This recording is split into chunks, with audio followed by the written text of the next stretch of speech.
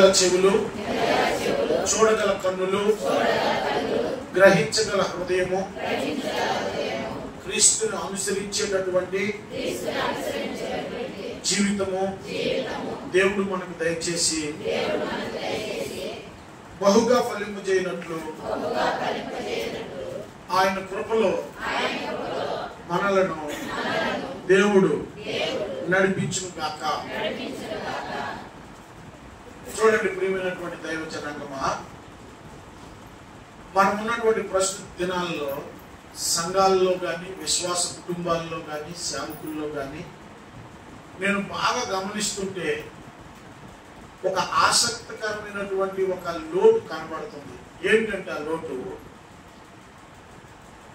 దేవుని యొక్క ఆశ్చర్యకరుడైనటువంటి దేవుని యొక్క శక్తిని, బలమును, దేవుని యొక్క మరి జ్ఞానమును, దేవుని యొక్క కృపను, దేవుని సహాయమును, దేవుని నడిపింపుని జనాలు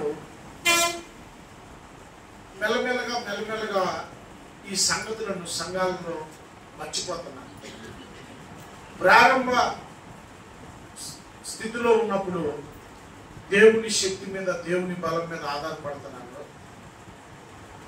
కొంత జీవితంలో దేవుళ్ళు కొంత ఎదిగిన తర్వాత, కొన్ని సంగతులు తెలుసుకున్న తర్వాత మరలా ఎందుకో ఒక నిర్లిప్తమైన పరిస్థితి, మెల్లమెల్లగా విశ్వాసంలోన, నిరీక్షణలోన, దేవుని మీద ఆధారపడటంలోన కొరత అనేది కనబడటం నేను చూస్తుండగా సంఘాలలో సేవకుల మధ్య, బలమైన విశ్వాసుల మధ్య కనబడటం నేను గుర్తించాను. ఈ నెల ఏప్రిల్ నెలలో ప్రభువా సంఘానికి ఏం బోధించాలి అని ప్రభు దగ్గర నేను యథావిధిగా ఎప్పుడూ కనిపెట్టి ఏమి బోధించాలని దేవుని దగ్గర అడుగుతూ ఉండగా దేవుడు, ఆశ్చర్యకరుడైనటువంటి దేవుడు, అనాది కాలం నుండి తాను చేసినటువంటి మహిమ కార్యాలను గురించి, ఆశ్చర్య కార్యాలను గురించి బోధించి మరలా సంఘంలో విశ్వాసులు నీవు, నేను, మనమందరం కూడా ఎప్పటికప్పుడు మరలా దైవ శక్తిని, దైవ బలమును, దైవ నడిపింపుని, దైవ సహాయమును, సూపర్ న్యాచురల్ బ్లెస్సింగ్స్ ని మనం ఆశపడాలని ఆయన వాక్యంలో సెలవిస్తుంది. ఏంటంటే ఆశపడి ప్రాణాన్ని ఆయన తృప్తిపరుస్తాడు, నీతిమంతుని కోరికను ఆయన నెరవేరుస్తాడు. మనం తృష్ణగా ఉంటే ఆయన మన దాహము తీరుస్తాడు. కనుక మనము ఆశపడకుండా, మనకి కోరిక లేకుండా, మనం ఎదురు చూడకుండా దేవుని దగ్గర నుంచి ఏదో వస్తుంది అనుకోవడం అనేది అసంభవం.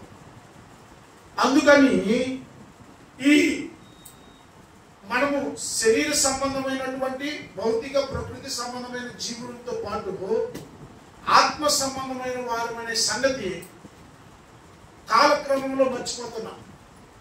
ఈ ప్రకృతి సంబంధమైనటువంటి, లోక సంబంధమైనటువంటి ఆశలు, శరీరంలో ఉన్నటువంటి పాప నియమము ద్వారా, పాప ప్రభావములో ఉండడం బట్టి, లోక మాలిన్యము అంటుకొని, లోక జ్ఞానము, లోక భ్రష్టత్వాన్ని బట్టి దేవుని యొక్క ఆశ్చర్యమైనటువంటి శక్తి మనకు అందుబాటులో ఉందనే సంగతి మనం మర్చిపోతున్నాం. అపవాది కూడా ఆశ్చర్యకరుడైనటువంటి దేవుడు మనకు ఉన్నాడనే సంగతి మర్చిపోయేటట్టు అపవాది చేస్తున్నాడు.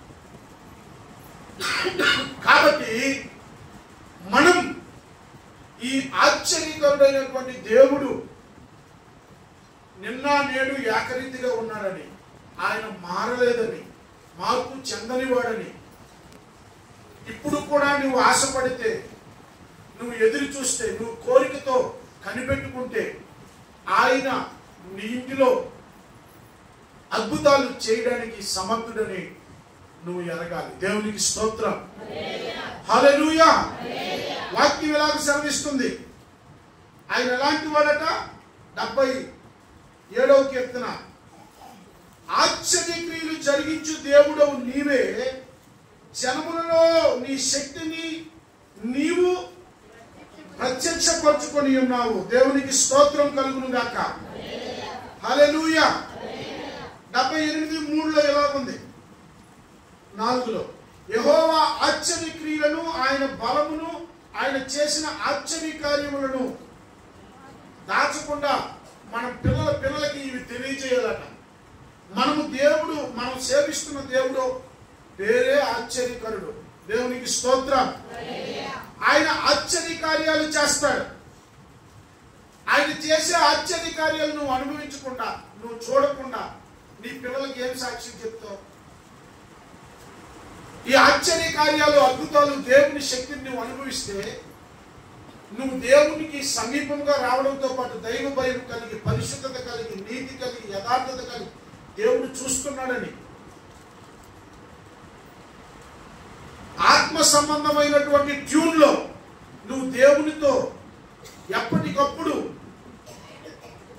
సమీపంగా ఉండడానికి ఈ దైవ శక్తి మీద నువ్వు ఆధారపడితే కదా తెలుస్తుంది. చాలాసార్లు మనం ఎలాంటి పనుల్లో ఉంటామంటే, ప్రియమైన దేవుని బిడ్డలారా, మన దేవుడు ఏమై ఉన్నాడో ఆ సంగతులు మర్చిపోయే పరిస్థితిలో ఉన్నాం. వాక్యం ఏమి చదివిస్తుంది ఒకసారి చూడండి. 86వ కీర్తన 8వ వచనం. ప్రభువా, నీవు మహత్యము గలవాడవు, ఆశ్చర్య కార్యములు చేయవాడు, నీవే అద్వితీయ దేవుడవు. ప్రభువా, దేవతలలో నీవంటి వాడు లేడు, నీ కార్యములకు సాటి అయిన కార్యములు లేవు. దేవునికి స్తోత్రం. మొన్న నేను ఇక్కడ మంగళ షాప్ దగ్గర ఉన్నాను. ఒక కుర్రోడు వచ్చాడు. వాడు 3 గుడులకి, ఆ అబ్బాయి 3 గుడుల్లో మంత్రాలు చదువుతూ అక్కడ ఉన్నటువంటి ఆ పూజలు, దీపారాధనలు ఇవన్నీ చేసుకుంటాడు. మన కర్మ మంగళ షాప్ దగ్గర నేను ఉన్నాను. మెల్లగా వచ్చి నన్ను కౌగిలించుకున్నాడు. ఏ అబ్బాయి అని అన్నా. అన్నయ్య, నేను ఇన్ని పూజలు చేస్తానని కానీ మీ దేవుడే గొప్పడు అన్నాడు. మా దేవుడు గొప్పడా? అయితే నువ్వు సేవిస్తున్నటువంటి ఆ దేవతలను కూడా అడుగురా. నేను చెప్తే నమ్మట్లేదు నువ్వు.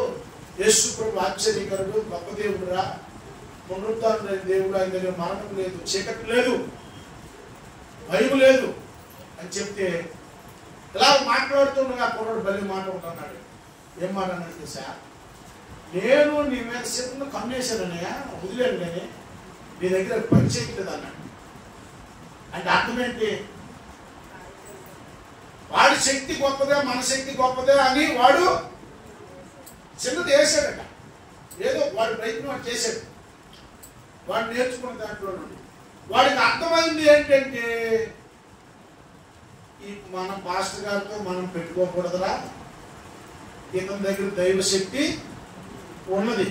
అందుకని 3 గుళ్ళు చూస్తున్న ఈ కుర్రాడు దూరంగా పారిపోతున్నాడు. పిలిచినా ఏదైనా మాట్లాడాలంటే వెళ్ళిపోతుండేవాడు. ఆ రోజు వాడి హృదయంలో ఏమైందో కానీ వాడు వచ్చి కౌగులించుకొని మరి నీ దేవుడు గొప్పవాడు అన్నాడు. చప్పట్లు కూడా దేవుడు నామని కలిపాడు.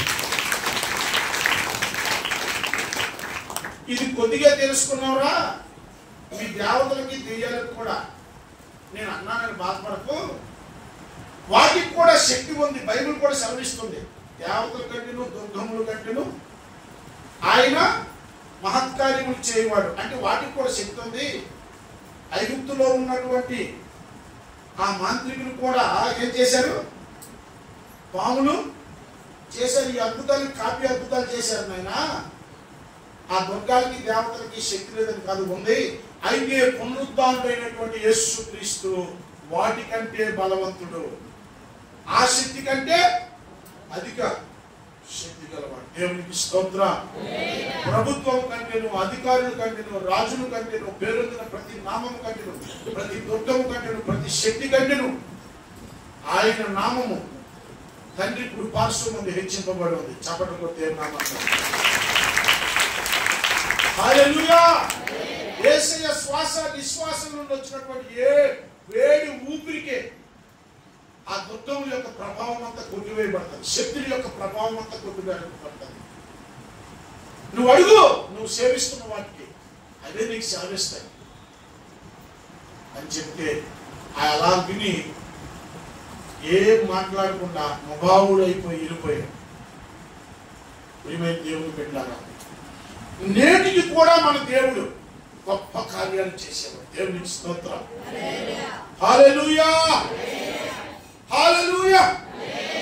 ఓ రోజు నేను బండి మీద వెళ్ళిపోతూ ఉన్నాను. సంగమేశ్వరంలో ఆ షాప్లో ఉన్నటువంటి వ్యక్తి నా బండి ఆపాడు. అయ్యా, నీ మీద ఆలోచన చేసేదయ్యా. ఏంటి ఆలోచన చేసావు అని అడిగితే, ఓ రోజట ఇతను పడుకునే ముందు ఒక వారం 10 రోజుల నుంచి ఆలోచన చేస్తాను, ఇతను ఎవరు, ఎక్కడి నుండి వచ్చాడు, ఇతను సేవ ఏంటి, ఇతను పరిస్థితి ఏంటని. ఇప్పుడు కాదు, ఒక 8-9 సంవత్సరాల క్రితం సజీవమైన సాక్ష్యం. ఆయన తనకు బాగులేకపోతే దేవుడి మందిరానికి కూడా వచ్చాడు, ప్రార్థన చేయించుకోవడానికి. ఆయన ఓ రోజు అన్నాడు, మన ఊర్లో ఉన్నటువంటి ఈ దుర్గం యొక్క శక్తి, దాని తేజస్సు, ఆ ప్రక్కనే నువ్వున్నావు, నీ తేజస్సు ఆకాశంతో అందుకొని ఉందన్నాడు. దేవునికి స్తోత్రం. దానికి తేజస్సు ఉంది, కానీ నీ తేజస్సు, దాని తేజస్సు ఒకనొక స్థాయికి వెళ్ళేటప్పటికి శక్తిమయంగా ఉంది, కనెక్షన్ లేదు. నీ తేజస్సు ఆకాశంతో అందుకొని ఉందయ్యా, అది ఏంటయ్యా అని అన్నాడు. అదేనయ్యా, నేను సేవిస్తున్న దేవుడు పరలోకమందున్న మా తండ్రి. దేవునికి స్తోత్రం. హల్లెలూయా, హల్లెలూయా. ఆయన పేరు ఆశ్చర్యకరుడు, ఆలోచనకర్త, నిత్యుడగు తండ్రి, బలవంతుడైన దేవుడు, సమాధాన అధిపతి, వేల్పులు అటువంటి వాడు ఎవరు లేరు. పరిశుద్ధతలు ఆయనకి సమమైన వారు ఎవరు? స్తుతి కీర్తనలు బట్టి ఆయన పూజార్హుడు, మహత్కార్యములు చేయడంలో అటువంటి వాడు ఎవరు లేరు. ఆయన కనికరము, దయ, దీర్ఘశాంత, విస్తారమైన కృప, సత్యము గల దేవుడు. అంత మాత్రమే కాదండోయ్, పౌలు రాస్తున్నాడు, శ్రీమంతుడును, అద్వితీయుడును, సర్వాధిపతి, రాజులకు రాజు, ప్రభువులకు ప్రభువు, సమీపింపరాని తేజస్సులు అతను మాత్రమే వశించు, అమరత్వం గలవాడై ఉండి యుగ యుగములు ఆయనకే మహిమ, ఘనత, ప్రభావం కలుగును గాక. దేవునికి స్తోత్రం. హల్లెలూయా. కనుక ప్రియమైన దేవుని బిడ్డలారా, ఈరోజు నేను మీకు ఏం చెప్పాలనుకున్నానంటే, దేవుని నా హృదయంలో ఈ నెలంతా, ప్రభువా పాత సబ్జెక్ట్ అయిపోయింది, కొత్త సబ్జెక్ట్లోకి వెళ్ళాలి, ఏం చెప్పాలి ప్రభు అంటే, దేవుడు నాతో మాట్లాడిన అంశం ఏంటో తెలుసా? ఆశ్చర్యకరమైన నా గురించి, ఆశ్చర్యకరమైన నా క్రియలు, ఆశ్చర్యకరమైన నా బలము, ఆశ్చర్యకరమైన నా సహాయము, ఆశ్చర్యకరమైన నా కృప, ఆశ్చర్యకరమైన నా ద్వారా నీకు కలిగే అభివృద్ధి, ఆశ్చర్యకరమైన నా బోధ, ఆశ్చర్యకరమైన నా లేఖనాల్లో ఉన్నటువంటి సంగతులను గురించి బోధించమన్నాడు. దేవునికి స్తోత్రం. హల్లెలూయా, హల్లెలూయా. ప్రియమైన దైవజనులారా, ఆశ్చర్యం అంటే ఏంటో తెలుసా? అద్భుతం అంటే ఏంటో తెలుసా? Beyond our imagination and expectation and understanding and ability. మనకు అర్థము కానటువంటి, మన అవగాహనకు రానటువంటి, మించినటువంటి, మన ఊహకు మించినటువంటి, మనము ఎక్స్పెక్ట్ చేసిన దానికంటే, మన శక్తి కంటే మించినది ఏదైనా ఉంటే అది మనకి అద్భుతం, ఆశ్చర్యకరంగా ఉంటుంది. అలాంటిది ఏదైనా దాన్నే అద్భుతం, ఆశ్చర్యం అంటారు. ఈ అద్భుతము, ఆశ్చర్యము చేయడానికి సర్వశక్తులైన దేవుడు, సమర్థుడైన దేవుడు. దేవునికి స్తోత్రం. ఆయనకు అసాధ్యమైనది ఏమీ లేదు. అట్లాగే మనం చూస్తే ప్రియమైన దేవుని బిడ్డలారా, మన విశ్వాస జీవితంలో ఈ కార్నర్ మైండ్ సెట్, శరీర సంబంధమైనటువంటి, ప్రకృతి సంబంధమైనటువంటి మానసిక స్థితి నుండి మనం ఆత్మ సంబంధమైనటువంటి, పర సంబంధమైనటువంటి మానసిక స్థితిలోనికి వెళ్ళకపోతే ఈ దేవుని కార్యాలని, దైవశక్తిని, నడిపింపుని మనం పొందుకోలేము. ఏదో ఆయన సన్నిధికి వస్తాము, కూర్చుంటాము, ప్రార్థన చేస్తాము, మతంలో భజనలు జరిగినట్టుగా జరుగుతాయి, కానీ దైవశక్తిని అనుభవించడానికి అవకాశము, ఆయన మేలులను, ఆయన ఉపకారాలను అనుభవించే అవకాశం ఉండదు. వస్తుంటాం, వెళ్తుంటాం.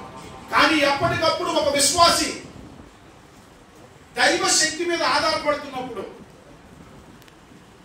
ఆయన యొక్క బలం మీద ఆధారపడుతున్నప్పుడు, ఆయన కొరకు ఎదురు చూస్తున్నప్పుడు ఏమవుతుందో తెలుసా? ఆ విశ్వాసులో విశ్వాసము కానీ, నిరీక్షణ కానీ, పరిశుద్ధత కానీ, భక్తి కానీ వాక్యం ఎడల ఆసక్తి, ప్రార్థన జీవితము, సమస్తము ఆత్మ సంబంధమైనవన్నీ కూడా సజీవంగా ఉంటాయి. అవి వృద్ధి చెందుతూ ఉంటాయి. ఎటువంటి పోరాటం వచ్చినా వాటన్నిటిలో నిలబడడానికి, ఈ ఆత్మ సంబంధమైనటువంటి పోరాటం చేయడానికి ఈ విశ్వాసి సంసిద్ధుడుగా ఉంటాడు. ఎందుకంటే ఎప్పటికప్పుడు నన్ను బలపరచువాని అయితే నేను సమస్తము చేయగలనని, తన శక్తి మీద, తన జ్ఞానం మీద, తన స్వబుద్ధి మీద ఆధారపడక దేవుని మీద ఆధారపడుతున్నాడు కనుక ఇటు వ్యక్తి ఆత్మీయంగా సజీవమైనటువంటి స్థితిలో ఆత్మీయ లక్షణాలన్నీ సజీవంగా కలిగినటువంటి వాడుగా ఉంటాడు. దేవునికి స్తోత్రం కలుగును గాక. హల్లెలూయా. కాబట్టి ఈ రోజు నేను ఏం మీకు చెప్పాలనుకుంటున్నానంటే, ఆశ్చర్యకరమైనటువంటి ఈ దేవుడు, మహత్కార్యాలు చేసే దేవుడు మనకు దొరికాడు. యేసు ప్రభు వారి పేరు చాలా పేర్లు ఉన్నాయి. అందులో ఒక పేరు ఏంటో తెలుసా? యెషయా ప్రవచిస్తూ అన్నాడు, ఆశ్చర్యకరుడట. దేవునికి స్తోత్రం. హల్లెలూయా. ఈ ఆశ్చర్యకరుడైనటువంటి దేవుడు మీకు రానున్న వారాల్లో చెప్తాను కొన్ని వాక్యాంశాలు, జాగ్రత్తగా వినండి. ఆశ్చర్యకరమైన కృప, ఆశ్చర్యకరమైన ఆయన సహాయము, ఆశ్చర్యకరముగా ఆయన మనకిచ్చే అభివృద్ధి, ఆశ్చర్యకరముగా ఆయన మనల్ని రక్షించే విధానం, ఆశ్చర్యకరముగా ఆయన మనల్ని పోషించే విధానం. ఇందాక నేను ద్వితీయోపదేశ కాండము, సంఖ్యాకాండము, ఆ కాండాల్లో కొన్ని అద్భుతాలు, ఆశ్చర్యకరాలు చూస్తుంటే అక్కడ బైబుల్ ఒక మాట రాయబడదు. యెహోవా యుద్ధ గ్రంథములో రాయబడి ఉన్నట దేవుడు చేసినటువంటి కార్యాలట, విజయాలట, అద్భుతాలట ఇశ్రాయేలీయుల దగ్గర కేవలం ఈ పుస్తకాలే కాదు, పాత నిబంధనలో మన చేతిలో పుస్తకాలే కాదు, ఇంకా చాలా పుస్తకాలు ఉన్నాయి. దేవునికి స్తోత్రం.